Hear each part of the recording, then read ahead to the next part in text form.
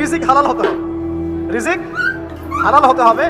পশ্চিমার আদলে গড়া এই পুরো বিশ্বের বেশিরভাগ মানুষের রিজিক এখন হারাম। কেন হারাম? কারণ কোনো না কোনো ভাবে আমরা সুদের সাথে সম্পৃক্ত হয়ে যাচ্ছি, কোনো না কোনো ভাবে। আর নবীজি অনেক আগেই বলেছিলেন, 1400 বছর আগে, যে একটা জামানা তোমাদের সামনে আসবে, যে মানুষ সুদ খেতে চাইবে না তার গায়েও সুদের ছিটা ফোটা গিয়ে লাগবে। লাগছে কিনা? এখন আপনি খেতে চাইবেন না, আপনাকে মেসেজ পাঠিয়ে দেওয়া হবে আপনার অ্যাকাউন্টে এত টাকা যোগ হয়েছে। কি করবেন এখন? টাকাটা আপনি সুদের টাকা। সুদের টাকা মানে কি? এক দিরহাম যে ব্যক্তি সুদ খেয়েছে সে যেন 36টা মেয়ের সাথে জেনার পাপ করেছে। সহিহ বুখারী হাদিস, একদম অকাট্য, সহি সনদ সহি, এমন না সহিহ জাল, এমন নয়। এক দিরহাম যে ব্যক্তি সুদ খেয়েছে সে যেন 36 বার জেনা করলো, নবী সাল্লাল্লাহু আলাইহি ওয়াসাল্লাম বলেছেন।